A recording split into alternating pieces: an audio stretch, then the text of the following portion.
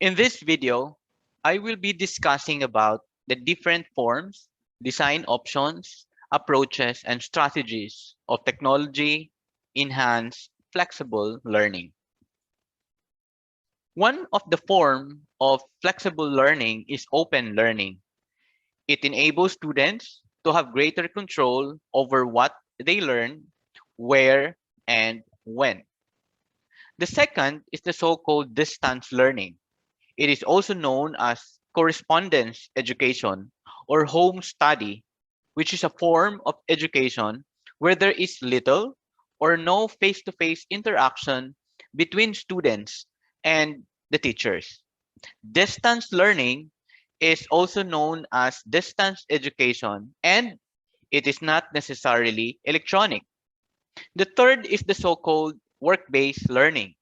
It is an educational strategy that provides students with real life work experiences where they can apply academic and technical skills and develop their employability. And the fourth one is the e-learning. It is also referred to as online learning, or in some other reference, it is called electronic learning. It is the process of acquisition of knowledge which takes place through electronic technologies and media that often takes place in the form of online courses, online degrees, or online programs. There are 10 different types of e-learning, and these are computer managed learning, computer assisted instruction, synchronous online learning, asynchronous online learning, the fixed e-learning, adaptive e-learning, linear e-learning, interactive online learning, individual online learning, and collaborative online learning.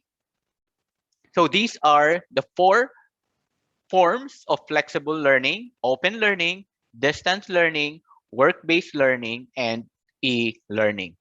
As we all know, a flexible learning design customizes learning environments to meet the needs of learners using both technological and non-technological tools. And in terms of the different design options, teachers should be able to be familiar with the different options when we deliver online learning, technology-enhanced flexible learning.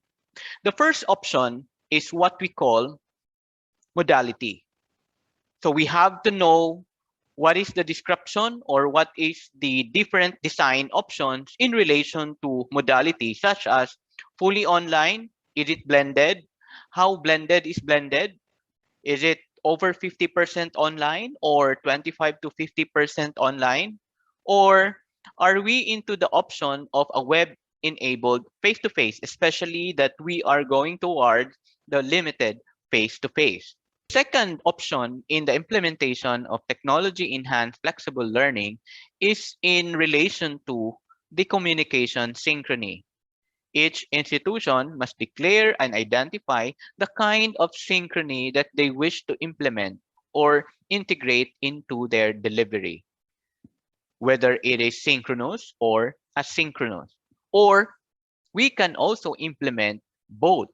Synchronous refers to real time, while asynchronous refers to offline teaching and learning. We also have to consider the implementation of the pace of the learning, whether it is self-paced, class-paced, or class-paced with some self-paced. Just like in this open online course that you are enrolling, this is class-paced with some self-paced integrated in each of the activity. In terms of pedagogy, we have to understand also the nature and the approaches of our pedagogy, and that is expository, practice, exploratory, or collaborative. We have also to consider the role of online assessments. Are we going to determine if student is ready for new content? Are we going to tell the system how to support the student or the so-called the adaptive instruction. Provide student or teacher with information about the learning state. Are you going to implement whether to input to grade or identify students at risk of failure? All of these have to be identified in the implementation of your flexible learning. We have also to consider the different design options in relation to the role of the teacher, whether it is active instruction online, a small presence online, or no presence of the teacher online. We also have to identify the role of the student. Is it listen or read? Is it to complete problems or answer questions, explore simulations and resources, or collaborate with others? And last but not the least, in the design option of flexible learning is the source of feedback. And it is categorized into three. And our options are, is it automated? Teacher as the source of your feedback? Or can we allow students to also rate his or her classmates, peers, or co-learners? When we implement technology-enhanced flexible learning, we should not forget the framework or the TPAC framework or the so-called technological pedagogical content knowledge framework. In this framework, this is a complex interplay of three primary forms of knowledge, that is content, the pedagogy, and technology. Flexible learning, as we all know, is a student-centered environment. We have to ensure that there is a certain level of autonomy and independence in our virtual classroom. Let me run through the different role and at the same time how a teacher-centered and a learner-centered differ to each other when it comes to the different aspects in teaching and learning. The first one is on teacher's role. In the learner-centered environment, the teacher gives students more options and responsibilities for their learning. In a learner-centered learning environment, the students are considered or identified as active participants in the learning process, and they participate at times being an expert and at the same time learning collaboratively with others. In terms of instructional emphasis, in a learner-centered environment, transformation of fact is highly encouraged. Not anymore memorization, not anymore accumulation of fact, because that is considered as a teacher-centered learning environment. In terms of concepts and knowledge, quality of understanding, application, synthesis, and evaluation are the description in a learner-centered learning environment.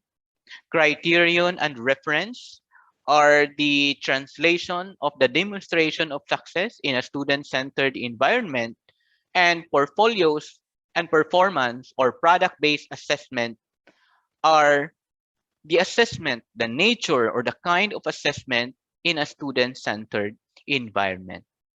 In terms of technology use, it's not anymore drill and practice because it highlights on communication, access, collaboration, expression, and sharing of data. Or in short, there is a technology or there is a so-called e-learning.